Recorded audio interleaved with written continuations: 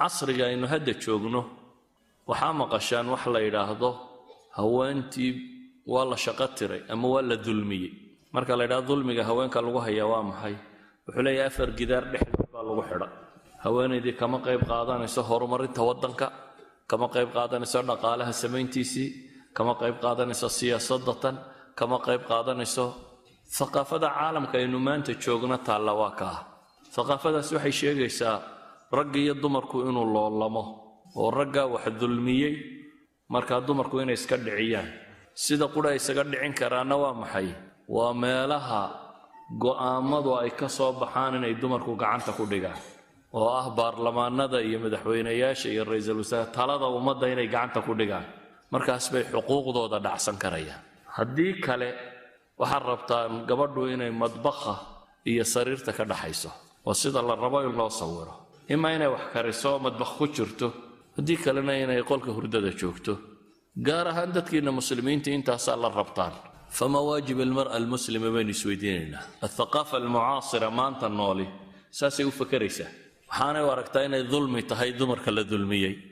waa maxay waajibka gabadha muslimadee tijaaha ka saaran ama meeshan ka saaran umamku waxa ay ka fakarayaan ummadda horumarinteeda soo ka maaha dawladda nidaamka systemka waxbarashada waxoo dhan wuxuu dhisan yahay in bini aadamka la horumariyo su'aasha isweydiinta leh waxa weeyaan waxa la hubaa gabadhu hadday qaybtan kale ka qayb qaadato waa bashar wax waa ka qaban kartaa waxna waa soo kordhin kartaa laakiin ma faa'iido bulshada ugu jirta mise uguma jirto su'aashan isweydiinayna waxa weeyaan in bini aadam la soo saaro qofku juhdiga iyo shaqada uu qabanayo productkaasi waxa ka dhashay inuu noqdo qof bini aadam ah iyo inuu noqdo dayuurad ama taangi ama computer ama madfac iyo ma bulshada u roob iyo ma si faa'iido badan yani suuradu sida loo dhigayo aqliga bini aadamku waa meesha wax laga tusiyo waayo kuwa dhagax caabudayaba si uun baa wax loogu sheegayo la yiri meesha baa wax ka dambeeyana ku jiraan aqliga bini aadamku sida loo tawjiihiyo ma dhabba marka gabadha guriga joogta inay tahay gabadhan bulshada waxba u haynin waxayntu ma marka computer la sameeyo ama gaadhi la sameeyo ama dayuurad la sameeyaba soo marka bini aadam la dhalay ee la soo saaray la koriye la keeno bulshada iyama u faa'iido badan waxa la hubaa inta aynu arkayno dunidan korkeeda waxaan saaranayno la dhaqmayno bini aadamka ugu qaalisan qofka bini aadam dhalay ee koriyay ee keenay bulshada ku soo daray iyo qofka bulshada dayuurad u sameeyay ama taangi u sameeyay gaadhi iyama bulshada wax u qabtay labaduba waxbay qabteen se iyama roon waxaan oran karnaa waxa roon warshada bini aadamka soo saarta ka roon warshada biraha soo saarta warshada bini aadamka soo saarta ka roon warshada dayuurada soo saarta ciddii isweydaarisay ee tidhi rag iyo dumarba taangiga ha sameeyaan rag iyo dumarba dayuuradaha ha sameeyaan rag iyo dumarba kombiyuutarada ha sameeyaan in badanoo ka mida way dhacday labaduba inay dayuurad iyo kombiyuutar iyo taangiba soo saareen dumarna waa sameeyeen ragna waa sameeyeen laakiin bulshadoodii way khasaartay maanta waxay qorayaan dadayooga reer galbeedka oo ixsaa'iyaata maaha sheeko iyo wadaad wuxuu sheegay maaha waa ixsaa'iyaat waa statistics waa tirakoobiyo xaqiiqo oo tilmaamaya yurub way sii yaraanaysaa ama ninka cadi wuu sii yaraanayaa wuu sii gaboobayaa wuu waxtar yaraanayaa bay leeyihin dagaalkii labaad ee dunida wixii ay kaga baxeen Germany iyo Faransiisku tiradii waddanku ahaa tiradu iminka yahayba ka yar ummadan 50 sano korba u korin ka waran hoos u socota waxay leeyihiin wadannada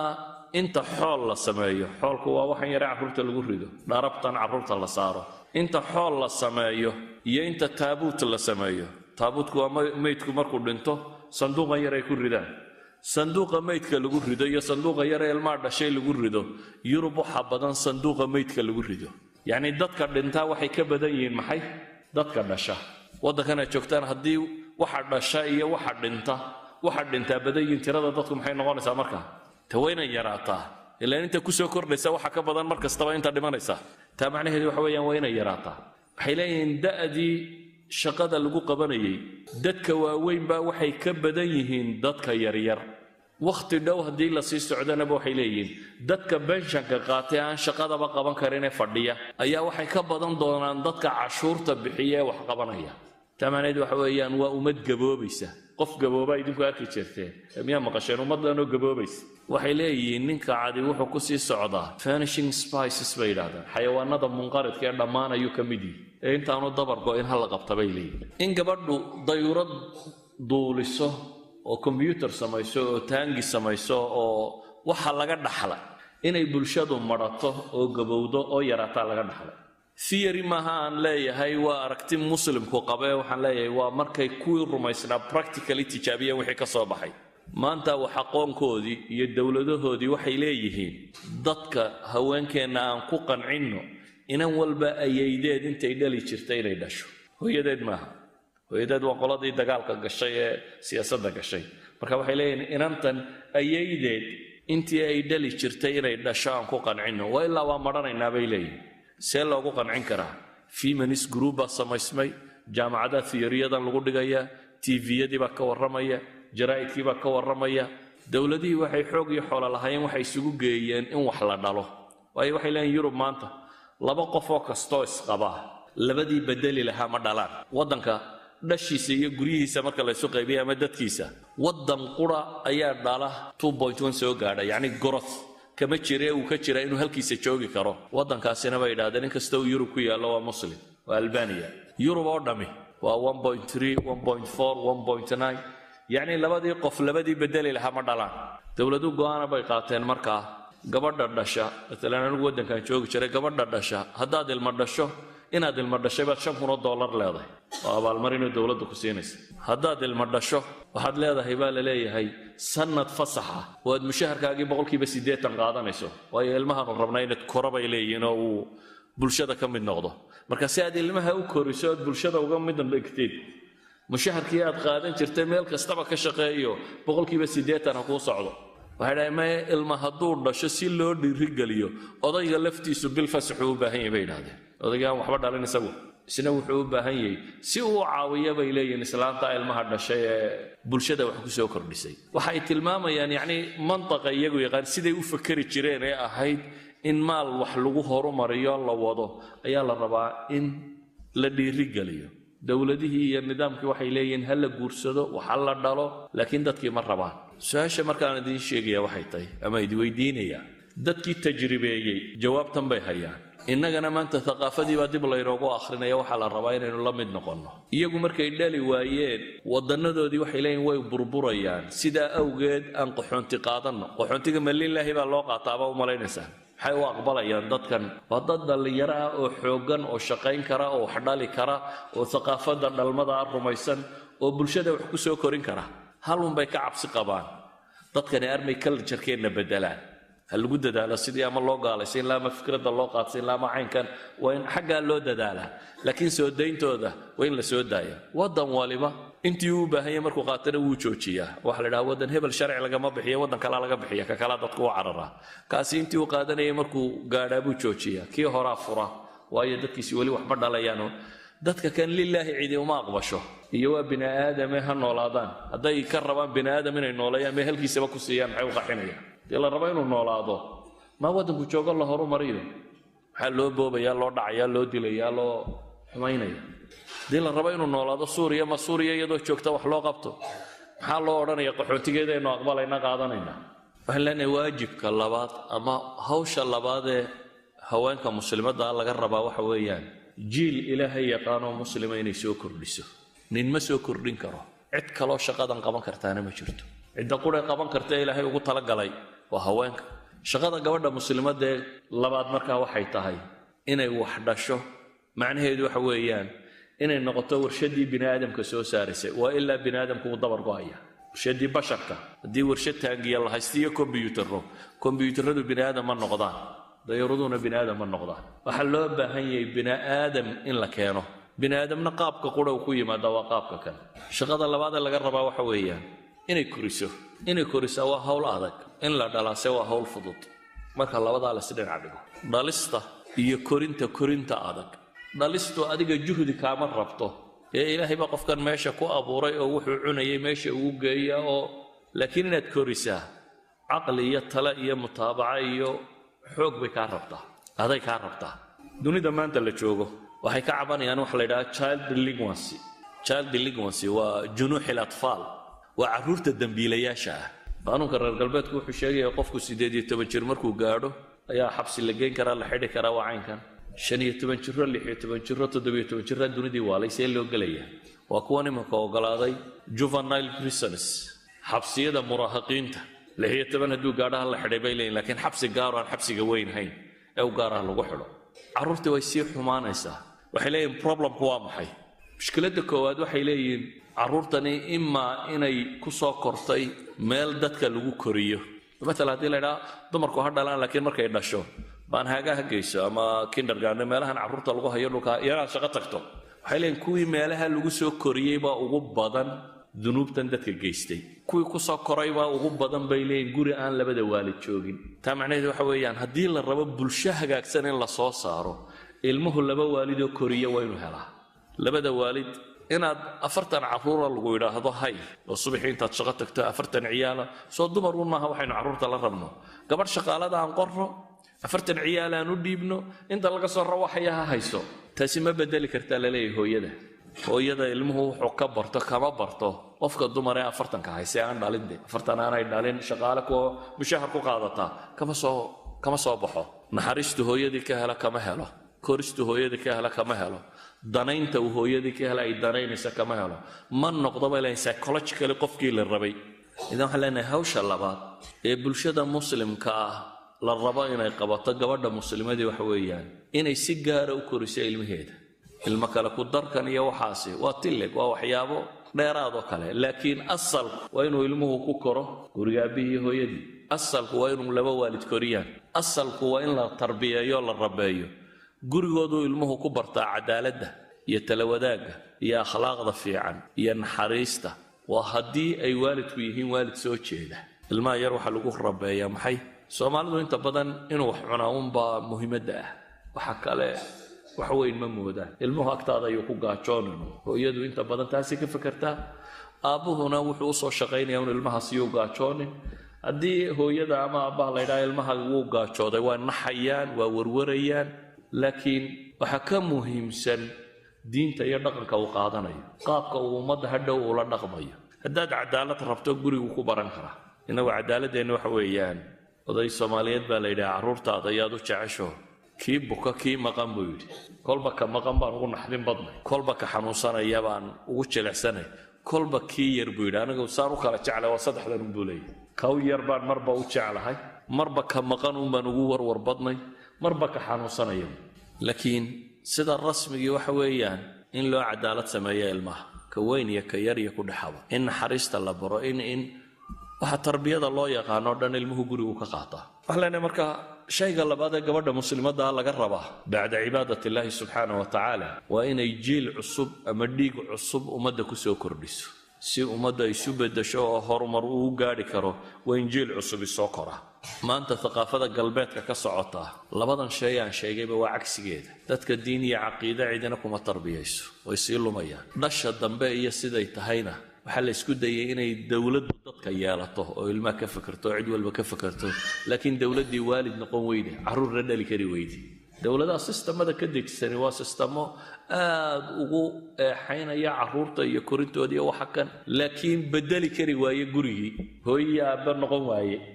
iyadoo ay lacag badan ku bixinayaan oo wax badan eegayaan waa hooyo aaba noqon kari waaye walidaalika ayuha alikhwa bi'am mulawatha waa ku jirtaan yani la sumeeyey oo TV-gu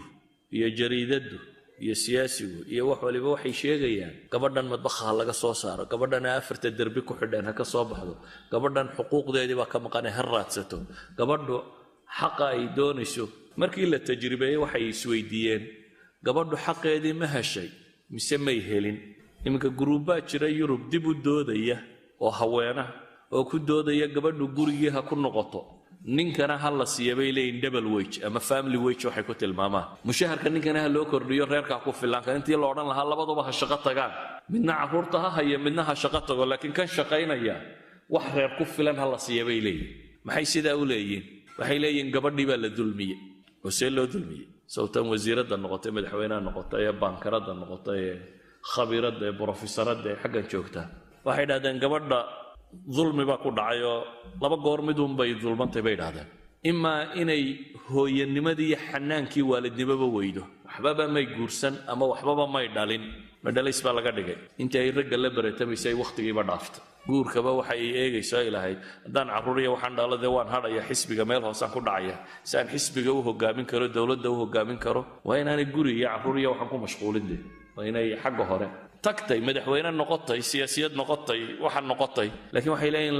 laba dulmi bay qabtaa imaa bay yidhaahdaan inay hooyanimadii iyo waalidnimadii iyo carruurtii waa fitra ilaahay ku abuuray ay weydo gobla noqotay ama bay yidhaahdaan inay laba shaqo qabato dumarka galbeedka joogaa bay dhahaan inta wax dhalay laba shaqay qabtaan bay dhahaan sida ninkay 8 saacadood shaqo tagaan hadhow guriga marka la soo noqdana 8 kalun bay shaqaysaa bay dhahaan ninkuna uu seexdaa idan gabadha tan laba shaqoon baa la geliyay baa la leeyahay waxba looma kordhin 8 saacadood oo ay xafiiskii ama wasiirad ahayd ama caynkan ahayd ama baan ka shaqaynaysay ama waxaan ka shaqaynaysay Yurub de halkan dad masaakiin ah ba joogo lagu shaqaystay cid lagu shaqaystaana ma jirto de qof waliba gurigiisa markuu soo rawaxay isaga dhariga bilaaba cid kaasi horeysa ma jirto ama wasiir noqo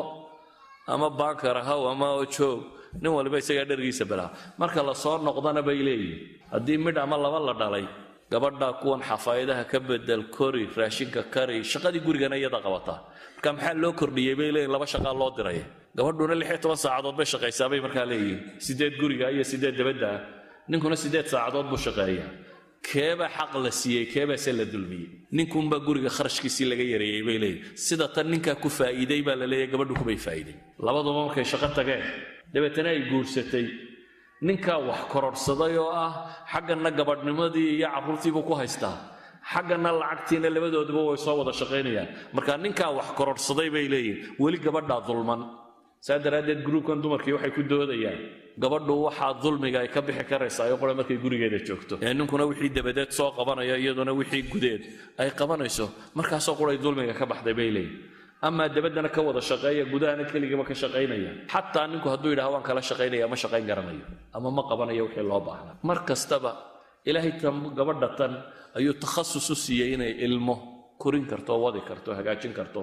oo u nixi karto hooyadu yani fitrada ay ku kala gadisay waxay maskaxda hooyadu multi services bay u samaysantay computerada waatan waxa lagu kala wanaajiyaa waa inta shaqo isku mar qaban karo computerka hooyadu bay yiraahdaan guriga markay joogto iyadoo dheriga walaaqaysa ayaa midna dacalka haysta midna ay la hadlaysaa saddexda shaqaba way wada qaban kartaa bay yiraahdaan ninku bay yiraahdaan laakiin tarkiizum weeyaan wax qudun buu qabtaa bay leeyeen aqligiisu isugu tagaa saddex shaqo mar wada qabta bay yiraahdeen ninka maskaxdiisu marka hadduu dheriga walaaqa bay yiraahdeen oo ku yara dacalka qabsado iska fujinaya war orado xagga fariiso ay dhaaf bulay dhergiisu wala qanaya bay leey laba shaqo ma wada qaban kara baa waa fitradu ku abuuran yahay way waxa loogu talagalay nolosha dabadeed inuu wax tarkiisiyo oo waxa qabto hooyada si wada qaban karta bay leeyeen saddex carruur midna dacalka haysta midna ay saxar ka beenayso midna ay cunno siinayso saddexdaban ay u dul qaadan karto aabuu suurtagal ma habay leeyeen hadduu mid shaqo ka qabanaya labada kale way eriyaa walidaalka ayuha alikhwa binaadamku wuxuu isku dayay in rag iyo dumarka la isweydaariyo وده إلا أحد رجع برد للي دمر هلا قدره وعقل جماعة تجوجا قانون في يوروب ما أنت وحال بدلي حركي لورن شري محا فامليا محا قويسة يا أسرة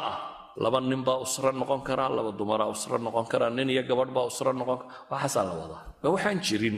إلا الربا بني آدم كلوا عيار كبرنا مسلمات دامر كان حلي واجب كاللباد سارني بعد عبادة الله سبحانه وتعالى وين الجيل عصب أو مسلم وبني آدم صوصات وواجبها الثاني أيام لنا واجب كالصديحات عن تلمامك كروي قبلنا مسلمات دا لغا ربا waxa weeyaan inay diinteeda ka qayb qaadato horumarinteeda waday dacwo tahay haday khayr la sheega tahay haday khayr ay barato tahay inay qabato oo diintu waa xil muslimka oo dhan saaran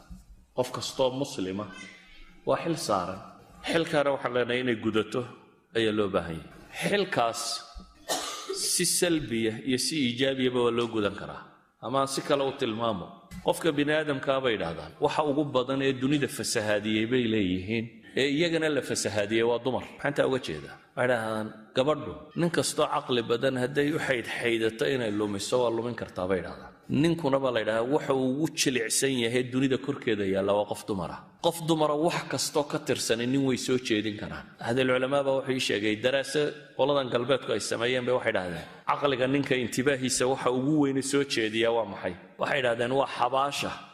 xabaal hadduu soo mara bay leeyihiin markaaba qofka bini aadamka aqligiisa ama ninku markaaba uu xabaashu thinking bay ku abuurtaa maskaxdiisa qayb ka mid ah markii shaqada bilowda bay dhahay hadduu qof dumar arkana bay leeyihiin markaaba maskaxdiisu intibaah bay samaysaa dadka lumiya waxay ku tala galeen markaas si mujtamaca loo fasahaadin karo in gabadha la fasahaadiya oo kuwan samaystay waxaan la yidhahaa design engineers iyo waxa kan waxaa la isku dayaa gabadh kastaaba halkay u qurux badan tahay in la muujin karo qofka bini'aadamka jirkiisu isku wada mid maaha mid baa wejiga u qurux badan mid baa dhex u qurux badan mid baa dhabarka u qurux badan mid baa adimada u qurux badan si ninka ama mujtamaca loo fasaadin karo styleska waxay ku salaysan yihiin qof kastaaba halkuu u qurux badan yahay inuu bannaanka soo dhigi karo maadaama la ogyahay gabadhu inay nin fasaadin karto tusaale aan idin siiyo professionkan reer galbeed ay kaga warramayaan iclaanka waxaan la yidhaha advertisementska boqolkiiba 80 ama 90 advertisementka gabadh baa advertise garaynaysa see u advertise garaynaysa taayiraad arkaysaa la rabo taayirka gabadh qaawanunbaa meesha soo boodayso saad gabadha warkaysaa uma taayir soo daba soconaya gabadh iyo taayir maxaa ka dhexeeya gaadhaa la xayaysiinaya sidaad gaadhigii intaan la keenin gabadh qaawan ama gabadh ordaysa ama gabadh baad arkaysaa kadib baa gaadhi ka soo daba baxaya iyada daaqada laga furaya waa fuulay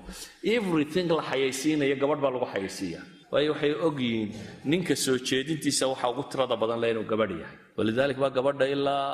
waxa ugu hooseeya jirkeeda ay mara ku xidho waa la xayaysiiya wuxuu doonaba ha noqdo mara qof dumar xidhato aan la xayaysiin ma jiro ayuha alikhwa gabadha muslimadda markaa xilka diimeeda saaran waa inay asturtaa hadday asturto mujtamacay islaaxisay weeyaan gabadha hadday jirkeeda qura asturato macnaheedu waxa weeyaan mujtamacay islaaxisay hadday jirkeeda asturato macnaheedu waxa weeyaan risaalatul xushma bay bulshada dhex wada risaalada xishoodka ninku gabadh qaawan hadduu arko markiiba afku la gelaya ilaa walba ngura ka hayay laakiin gabadh xijaaban hadduu arko xataa hadduu nin dhaqan xun yahay waartani waxa xidhanta iska jirbuusi leeyahay hore uguma dheerayn karo laakiin gabadhu hadday isa soo qaawiso ama isa soo carfiso ama ay samayso nin iyo mujtamac iyo wax walba way fasaadin karaan idan waxa leeyahay xilka gabadha muslimadda saaran waxa ka mid ah inay asturnaantu ma aha inay ilaahay ka baqaysay oo qura ee wax weeyaan bulshada dani ugu jirta bulshadaan fasahaadaynin hadday gabadha muslimadii xijaaban tahay iyagu cagsigay u wadaano waa maxay waa in bulshada la fasahaadiyo marka gabadh qaawan iyo gabadh ordaysa iyo gabadh shaqaynaysa wax walba qof dumar la dhinac wada si bulshada inta kale ay u fasahaado iyaduna hadday shaqadan bilowdo iyana waa fasahaadsantay inta ka soo hadhay mujtamaca nuska kalena waa fasahaadin karaysa haddii la rabo in mujtamacu islaaxo waa inay gabadhu wanaagsanaataa haddii la rabo inuu mujtamacu islaaxo ilmaha soo koraya waa inuu fiicnaado haddii labadani ay fiicnaadaan macnaheedu waxa weeyaan bulshadani waxay u socotaa dhanka fiican waa bulsho mustaqbal leh oo la rajaynayo tan macnaheedu ma aha inaan leenahay gabadha muslimadii ama cilmi ma baran karto ama ma shaqayn karto ama bini'aadamku duruufo kala gedisan wuu leeyahay laakiin duruufuhu waa nawaadir waxna waa bulshada caamka waxa loogu talagalay waxna waa cid dhib gaar ah haysataa waxay qabanayso bulshada caamkii qaabkay u noolaanaysa waa inuu qaabka noqdaa laakiin waa dhici kartaa qof dumar oo agoon haysata reer aan biilkuwa ku filayn ay ku kaliftay ninkii gabadhuba inay shaqo tagaan wax badan waa dhici karaan markaana waxa laga rabaa hadday qaadato inay shaqo qabatana shaqo xushmo leh oo gabadhnimadeeda ay ku caafimaad qabayso inay qabato gabadhu way shaqaysaa ina nabi maxamed baa shaqaynaysay oo nabi maxamed u timi calayhi salaatu wasalaam oo u sheegtay gacmaheedii inay adkaadeen oo weydiisanaysa ilaahay rasuulkiisa iyo waxaad isiisaa qof khaadimo ii shaqeeya bay ku tiri wuxuu nabigu ku yidhi calayhi salaatu wasalaam wax ka khayr badan kuu sheegaa iyadu khaadimeydoon shaqaalay rabtay nabiguna wuxuu ku yidhi wax ka khayr badan kuu sheegaa waa maxay ku yidhi habeenkii markaad seexanayso 33 jeerna subxaan allah dheh 33 jeerna alxamdulilah dheh 34 jeerna allahu akbar dheh taasaa kaaga khayr badan culamada badh baa yidhaahdaa qofka laazima wardiga kani maalintiisa nashiid buu noqdaa qof xooggan oo shaqadiisa xataa qabsan kara ayuu noqdaa nabi maxamed calayhi salaatu wasalaam inantiisii khaadimna kuma darinee xoogse buu ku yidhi waxaanu wardigaana uu baray waxaan uga dan leeyahay markaa gabadh xakiimadii way jirtaa sidii khadiija gabadh deeq badan oo wax bixinaysay way jirtay sidii zaynab intay gacanteeda ku shaqayso wax samayso ayay sadaqadaysanaysay gabadh cilmi badan oo raggu cilmiga u soo doontaa jirtay caaisha cilmi diineedna way taqaanay cilmigii kale waagaa yaalayna way taqaanay dhakhtarad bay ahayd oo cilmiga tibka way taqaanay adiibad bay ahayd oo gabayada iyo adabka luqa carabiga way taqaanay waxaasoo dhan inta loo yimaadaba la weydiin jiray oo laga warsan jiray 25 sanadood bay cilmi faafinaysay gabadh masaalixda caamka ee ummadda ka shaqaysaa jirtay asmi waxaynu naqaanaa hijradii wixii ay nabiga iyo abubakar u qabatay calayhi salaatu wasalaam ee daatu nitaaqayn loogu bixiyey gabadh dagaalka ka qayb gashay baa jirtay nasiiba gabadhii la odhan jirtay ghaswat uxud markay dhacday ee muslimiintu ay jabeen dadkii nabiga difaacayay waxaa ka mid ahaa gabadha tan seefteeday sidatay oo nabi maxamed bay difaacaysay ilaa iyo halkan ku dhuftay ibnu qami ah kii nabigana markii dambe soo gaadhay koofiyadan madaxa birta kaga dhuftay oo hoos u gashay gabadha tan nabar halkan buu ku dhuftay weyn god baa halkan kaga ooli jiray aseeftu kaas ku dhuftay iyadoo nabi maxamed difaacaysa calayhi salaatu wasalaam haweenku ka mid baa ahaayeen mumaridaat raaca nabi maxamed oo leh ilaahay rasuulkiisa iyo dagaalkaanu kula gelaynaa wuxuu ku yidhi idinka alla idinkuma waajibin idinku jihaadka laa leediin xajkiinna iyo cimradiinna iyo arrimihiinna qabsada buu ku yidhi waxay dhahay ma waa ku raacaynaayo ka bukaanu kuu daaweynaynaa ka nabarku ku dhacaanu qaadaynaa ka biyaa u baahan baanu biyaa siin logisticska waxaa la yidhahdaa ciidanka ayaanu ka adagna bay yidhahdeen haween nabiga raaci jiro logisticska ka qayb geli jiray baa jira yacni marka aan qadiyadda ka warramayo idin leeyahay ra'yiga reer galbeed aan radinayna natiijadiisa tilmaamayno ma lihin gabadhu shaqo kalaba ma qaban karto taa maaha waxaynu wadnaa waxa weeyaan bulshada sidoo alla u abuuray subxaana wa tacaala ee saliimka inay u dhaqanto inaan la dacaayadeyn ama la maagin tan wax dhalaysa ilmaha korinaysa shaqadii ugu fiicnayd bay haysaa kama shaqo fiicna inanta injineeradda ee dabaabadda samaysay kama shaqo wanaagsana bulshada dhexdeeda gabadha 4-5 carruura dhashay korinaysa kama shaqo fiicna bulshadana ugama waxtar badna ولذلك waxaan leenahay gabadha muslimadda ah shaqadeeda koowaad ee mucaasirka ee waqtigan joogta waxa weeyaan koow inay rabbigeeda caabudo laba haday guri leedahay deninkeeda inay ateecdo saddex ilmaha ay dhasho inay koriso si fiican u koriso in la koriyaa cilmi u baahan yahay hooyo aqoon leh ilmahay korisay iyo hooyo aan aqoon lahayn ilmahay korisay isku mid noqon maaya waxa laga yaabaa dadku inay dhahaan hadaa maxaa wax laga baranaya hadii ilmuhu la korinayo oo ilmaha ma waxaad u haysataa in jahli lagu koriyo lagu beero oo lagu dhalo maaha aqoon gaadhiga lagu sameeyo aqoon ka badan buu u baahan yahay aqoon bini aadam lagu kobciyo lagu koriya inaad qof bini aadam koriso kobcisaa aqoon bay u baahan tahay sida ta injineeradda aqoonta ugu baahan tahay idan humanka inaad barato qofka bini aadamka ah waxaan leenahay markaas ilaahay in la caabudo waa waxa koowaad ninkeeda inaad adeecdo waa laba saddex bulshada shaqada ugu weyn ay u haysaa waxa weeyaan inay ilmo dhasho oo koriso oo kobciso afar waxaan leenahay markaa wixii kale bulshadu afar diinteeda inay wax ka qabato oo ummadda kale diinta gaarsiiso daaciya ahaato dacwadeedana ay ugu horeyso risaaladan ay faafinayso ee ay asturkeeda iyo xishoodkeeda iyo xishmadeeda ku faafinayso shan waxaan leenahay markaa bulshada wixii kale ay uga baahato ay qaban karto ha qabato dumarku dhakhtar bay u baahan yihiin waa loo baahan yahay dumar dhakhtar ah dumarku waxbarashay u baahan yihiin waa loo baahan yahay cid waxbarta dumarku culum bay u baahan yihiin waa loo baahan yahay dumar culamo noqda waxa laaliya bulshadu qayb dhan oo bulshada ka mid ah bay u baahantahay shaqada marka ay gabadhu qabanayso waa inay u qabataa shaqadeeba bulshadana u faa'iido badan aakhirana ku ajar badan ilaahay inaad wax kaga helaysa inaad xabad kombiyuutar samaysaa waxa laga yaabaa inay ka ajar badnaato inaad daawayso ama aad carruur wax bartid macallimad noqotid waxaan leeyahay shaqada qofka gabadha ee muslimadii qabanaysaana waa inay fitradeeda mid waafaqsan ay tahay fitrada ilaahay ku abuuray ilaahay rag iyo dumarka isku si uma abuurin walidaalika uu isdhina ceriye wax kasta waxay dhahdeen maqaayis kala go'an ha loo sameeyo ay dhahdeen riyaaday u baahantay gabadhuna ha baratanto ninkuna ha baratamo haye maya laakiin la baratansi maya gabadhuna ha la baratanto ninkuna ha la baratamo dee mar haddaad baratan keentay ama wada baratansi ama qof waliba shaqadu qabanaya ha qabsado waxba ugama baahna waxaynu leenahay marka haweenta muslimadda ah ee casrigan noole risaalo xoogan baa saaran waayo casrigan uu ka fitna iyo imtixaan badan yahay cusurtii hore maanta adigoo aan dabadu bixin oo meel la tegin ayaa wiil maraykanka fadhiya ama london fadhiya gurigaaga waxa lagaga dhaqmo uu tawjiihiya la soo dhaaf iskuul iyo meel aynu dhahno dad baa lagu bari waxaas ma jiraan waxa la rabaa gurigaaga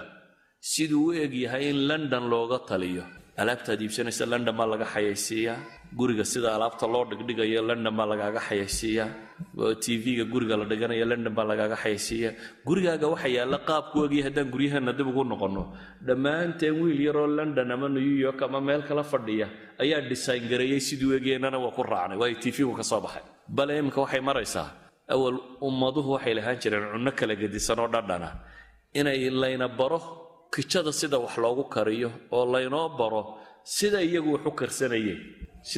karsanayeen marka imka reerku ka lacag badan yahay wuxuu rabaa qalabka guriga yaalla ee kijadu inuu ekaado kii galbeedka yaallay si loo samayn karo tv-ga waxa ka soo baxay wixii galbeedka lagu cuni jiray anu kama warramayo idinma lihi cunnadu inay cunno u ekaato xaaraan weeyaan idinma lihi laakiin waxaan idin tilmaamayaa sida la rabo in laynoo hogaamiyo aynan inagu waxba u yeelanin waxaad cunaysay waxaad huwanaysay waxaad guriga dhiganaysay si aad u noolaanaysay lifestyle-kaaga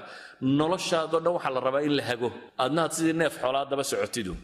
design cusub baa soo baxay haye maxaynu samaynaa sariiraha ha la bedelo kabadhada ha la bedelo nahablaayo adigu kuwii berigii hore dadku ka baxay baad haysataa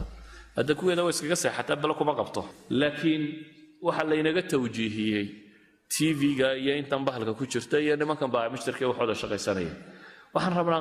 gabadha muslimadda inay identity-geeda yeelato ID-gu muxuu sheegaa card yaro ID sama wada haysataan ID-gu wuxuu sheegaa qofkaa tahay heblaayo hebel oo daadeedu intaa tahay oo waqtigaa dhalatay oo magaalo heblaayo ku dhalatay oo nationality-ga leh intaasuu sheegaa waxaynu u baahanay your Islamic ID inuu kaa muuqdo ID-gaaga marka kor loo qaado inay ku qoranto heblaayo hebel oo ilaahay abuurtay oo addoon ilaahay oo aakhiro rajaynaysa inuu ka soo baxo taasi waxay u baahan tahay tale iyo fikir iyo qaab loo noolaado waxay u baahan tahay inaad yeelato shakhsiyadaada inaan cid kale ku hagin ee adiga diintaada iyo ra'yigaagu inuu ku hago maxaad u baahan tahay inay ku hagto maxaa suuqa soo baxay maaha waa adigu maxaad u baahan tahay waxa laga yaabaa guryaheena haddii lagu noqdo kabadhanoo bakeeriyaal ka buuxaanan weligiiba biyo lagu cabbin inaad aragto waayo styleka caynkana in inta halkaa lagu guro in inta halkaa lagu guro inta saa laydhaa waa gurigu designkii loo design gareeyaa nooca kana waxay ahayd